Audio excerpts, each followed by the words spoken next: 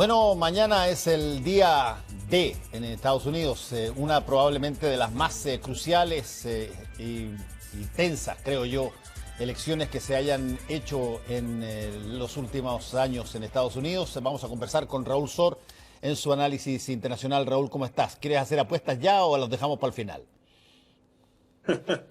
No, voy a poner el dinero en la mesa inmediatamente. Yo creo que gana Biden y que las encuestas en lo fundamental son correctas, aunque a último minuto han surgido algunas dudas en algunos estados clave. Creo que la ventaja que ha mantenido a lo largo de todo el tiempo en el conjunto de las encuestas, y me imagino que los encuestadores habrán aprendido algo desde el 2016 a cómo poder evaluar mejor cuáles son respuestas genuinas y cuáles son aquellos que se podría llamar un voto vergonzante.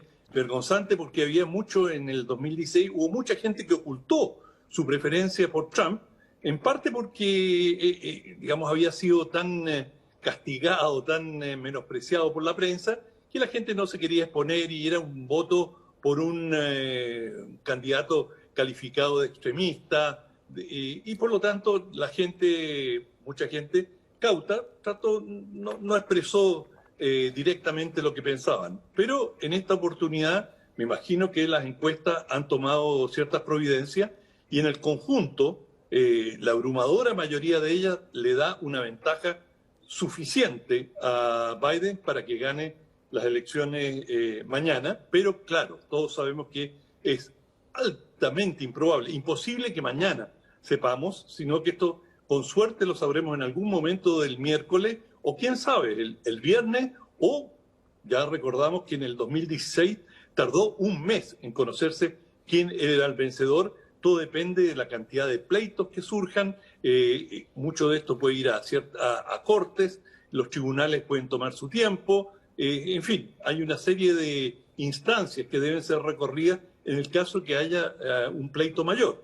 Pero eso va a depender de cuál es la ventaja que tenga Biden sobre Trump. Sí, bueno, las encuestas efectivamente en el año 2016 fallaron, le daban a Hillary Clinton una ventaja.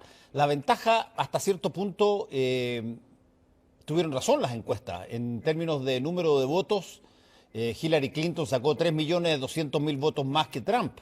Solo que como el sistema es de colegio electoral y se eligen delegados por estado, es una manera indirecta de elegir presidente de la República, logró los 270 delegados que se necesita para ser presidente el actual presidente Trump. ¿Tú cómo has visto estos últimos días? Porque fíjate que hay una cosa bien interesante, me lo decía una amiga mía que vive en Austin, Texas, que prácticamente se han vendido todas las armas que están disponibles en las armerías, por lo menos de Austin, decía ella. Le pareció sorprendente la cantidad de gente que compró armas en los últimos 2 meses. Y eso por ahí lo vi también en algún reportaje periodístico. Y bueno, cuando se habla de Estados Unidos y se habla de armas, la segunda enmienda permite tener armas registradas, incluso portar algunas con permiso. Es un país que, no nos olvidemos, debe ser uno de los países lejos más violentos del mundo, digamos, internamente. Eso por una parte, Fernando, y por la otra hay un temor manifiesto en Estados Unidos. Yo también he hablado con amigos allá y están extremadamente nerviosos. Tienen miedo de las milicias, estas milicias de ultraderecha que han estado saliendo, sobre todo cuando se dieron las manifestaciones de Black Lives Matter, las vidas negras también cuentan. Bueno, hubo una serie de incidentes y se teme que algunas de estas milicias podrían estar activas. El presidente Trump ha llamado a sus partidarios a salir e ir a las urnas, estar presente en los lugares de votación para mantener una vigilancia, y mucha gente lo ha entendido esto como un acto de intimidación o un intento de intimidación. Y a esto hay que sumarle, mira, una imagen que creo que si uno la viera en un país del tercer mundo políticamente inestable lo entendería. pero que resulta totalmente incomprensible en Estados Unidos.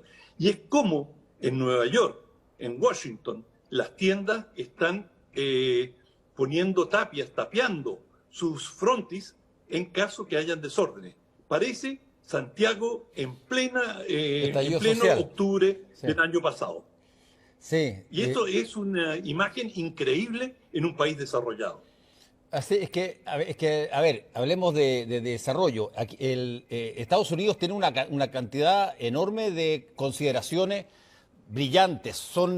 Tienen una de los ejercicios de libertad de prensa más extraordinarios del mundo. Tienen una libertad de opinión absolutamente notable. Pero, Sí. y yo lo he dicho varias veces y tú me lo has escuchado, pero es probablemente la única democracia moderna que ha matado 4 presidentes en ejercicio. 4 presidentes en ejercicio han muerto por balazo de tercero y han atentado contra casi todo el resto. Es una sociedad desde ese punto de vista tremendamente violenta. Está en los primeros rankings en violencia intrafamiliar, en cantidad de población encarcelada por habitante, por millón de habitantes y por una serie de otras cosas. Es un país extraordinariamente violento y se pone muy violento cada cierto tiempo.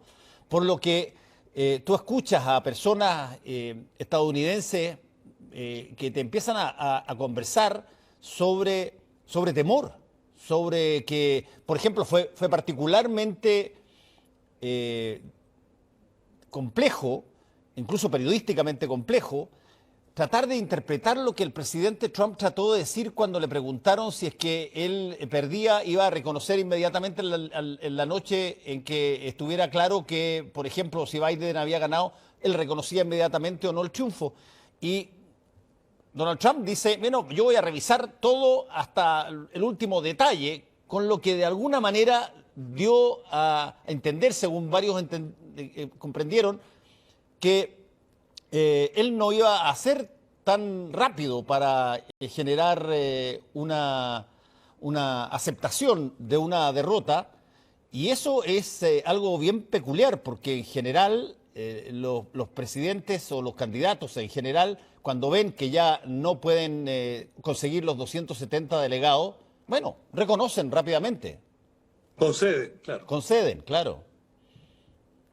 Pero fíjate que, bueno, lo acaba de reiterar hoy, que cuando le preguntaron sobre el voto postal, el voto por correo, que es masivo, prácticamente un 95% del electorado, 95 millones, perdón, de electores estadounidenses ya han votado, lo cual es una cantidad descomunal en lo que se estima que si fuera una votación, votaran prácticamente todos, serían 150 millones, de manera que ya prácticamente, si es que llegaran a votar esa cantidad, 2/3 ya votaron.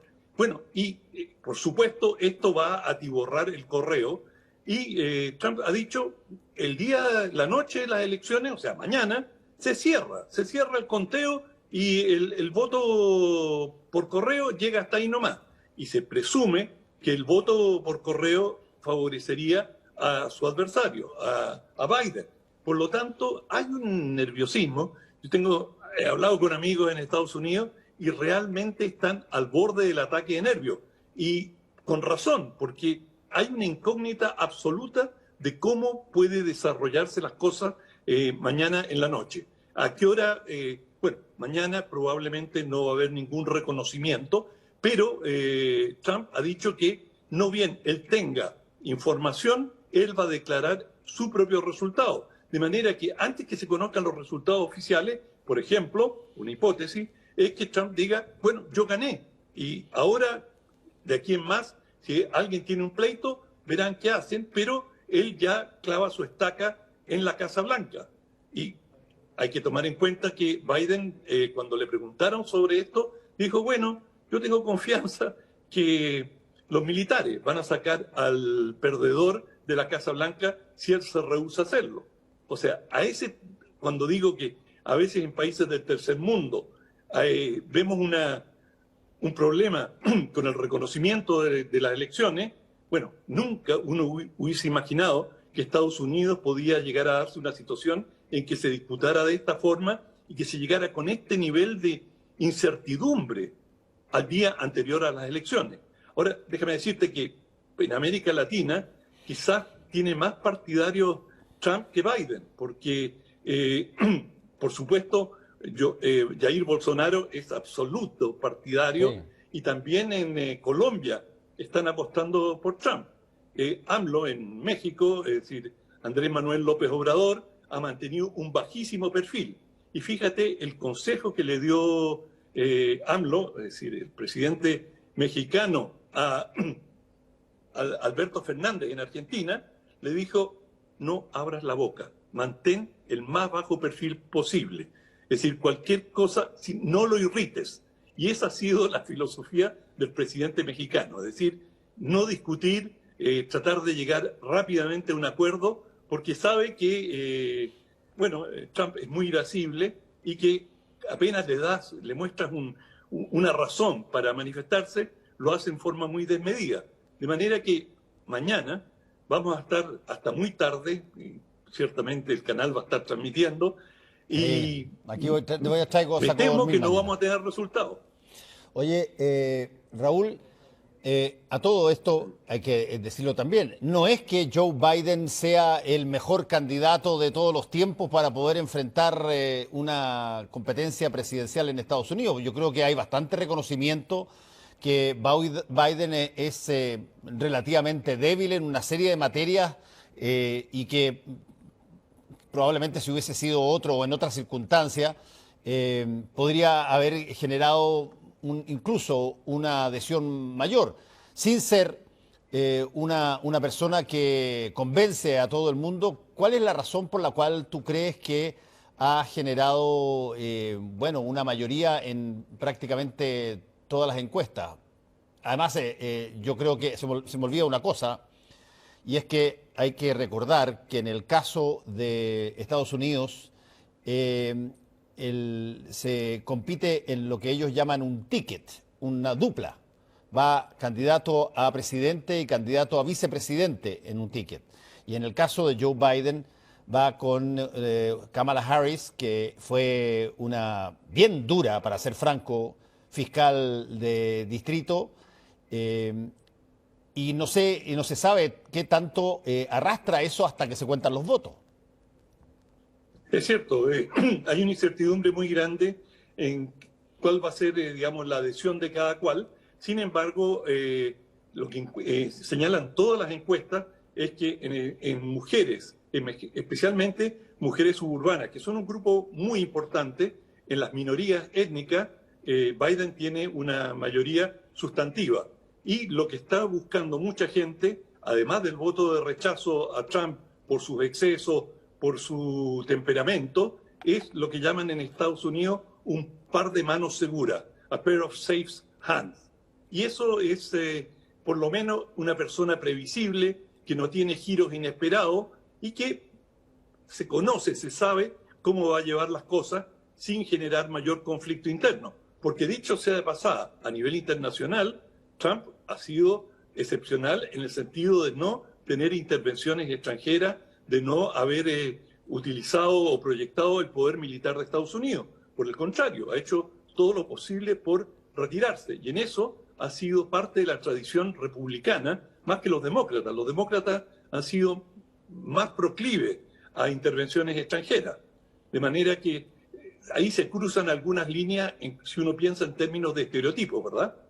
Sí, la otra cosa que no sé qué tanto pueda ser definitiva o que pueda tener una variable, te lo pregunto directamente. Cuando tú cumples el primer mandato como presidente en Estados Unidos, muchos dicen, oye, en el primer mandato los presidentes normalmente, salvo que pasen cosas a los que tengan que responder muy violentamente o muy fuerte, pero de su propia naturaleza, en general se cuidan, protegen sus votos, tratan de ampliar su base electoral porque viene la reelección 4 años después. Pero en la reelección, si es que son elegidos, ya no pueden ser reelegidos nunca más. Y por lo tanto, tú siempre ves que las segundas partes de los presidentes en Estados Unidos probablemente son más duras, más intensas en los programas, es donde más se bombardea, es en el segundo periodo más que en el primero. Y desde ese punto de vista, ¿qué tanto puede incidir el hecho de que Trump, si es que gana, para muchos estadounidenses está pero totalmente libre de manos y ya con bastante poco maneras de contenerlo, digamos? Bueno, yo creo que efectivamente en el segundo periodo muestran su verdadero rostro porque ya no tienen nada que perder, por Sí, así ya decirlo. no pueden seguir Sin siendo presidentes, embargo, nomás. exacto, y ya ahora ya no me pueden tocar. Pero yo creo que Trump tiene una genuina vocación aislacionista que no le interesa mayormente enredarse con el resto del mundo, salvo arreglar, ajustar cuentas con China y que, digamos, acotar hasta donde le sea posible la presencia de China en el mundo en una serie de campos, porque China efectivamente hoy día le está disputando o comienza a despuntar una disputa por la hegemonía mundial en ciertos campos tecnológicos y China le está poniendo cortapisas a Estados Unidos en su presencia en Asia, en ciertas zonas de Asia, de manera que es posible que él agudice las contradicciones o las fricciones que tiene con China, pero que con el resto del mundo no va a tener mayor interés. Por ejemplo, se temió mucho que él podría estar orquestando una intervención en Venezuela, pero no hay evidencia que realmente esté interesado en ese tipo de política. Sí, una última cosa, Raúl.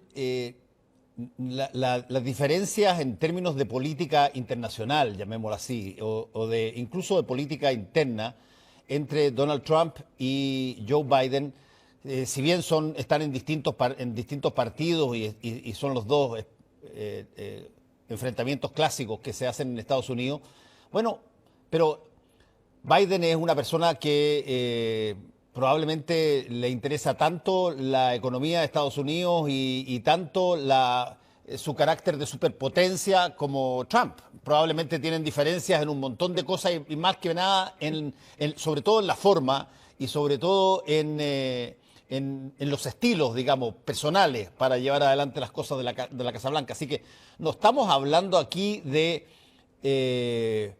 uno que es mucho más halcón, brutal, y el otro que es mucho más paloma. Aquí yo te diría que son diferentes posiciones, uno más moderado que el otro, pero desde el punto de vista de la superpotencia de Estados Unidos y los intentos de ubicarla como el primer país en términos de influencia, no veo que haya mucha diferencia. ¿Tú sí? No, tienes toda la razón. Yo creo que los dos tienen la misma ambición y si no, no serían candidatos a la presidencia de Sí. Estados Unidos. Ellos ambos quieren mantener la hegemonía de Estados Unidos, pero Biden quiere hacerlo en alianza con los europeos, con los países amigos y tratar de, que ha sido la política tradicional de Estados Unidos a través de la OTAN, mantener la hegemonía en Naciones Unidas y no tomar estos arrebatos que ha tenido Trump, y digo arrebatos porque salirse del Acuerdo de París, el acuerdo climático, en Estados Unidos ha sido sometido a severas críticas. Y ese aislacionismo, a la larga, desde la perspectiva de un rol hegemónico, hay muchos que en Estados Unidos estiman que eso le perjudica y que llegaría mucho más lejos y que podría plantearle más obstáculos a China, como los buscaba el presidente Obama, cuando empezó a generar una serie de tratados de libre comercio justamente para excluir a China. Entonces, la política tradicional de Estados Unidos ha sido operar a través de las alianzas y cercar o aislar a sus adversarios. Trump ha tomado una postura mucho más unilateral y por lo mismo más débil. Y los europeos han quedado descolgados y los europeos están oscilantes frente a China. Muchos de ellos, Alemania en particular, ven en China una gran oportunidad de negocio y sí, hay cosas que les molestan, pero digamos, frente a un Estados Unidos al cual perciben como hostil, amenazante, bueno, Alemania se ha retacado en su alianza con Estados Unidos y eso ha pasado con otros países europeos. Bueno, nos vamos a encontrar mañana aquí hasta que las velas no ardan, Raúl. Así que dejemos Hasta que terminen de contar los votos. exacto, dejemos que hable el pueblo estadounidense mañana. Que te vaya muy bien. Vox Populi. Así es. Chao. Chao.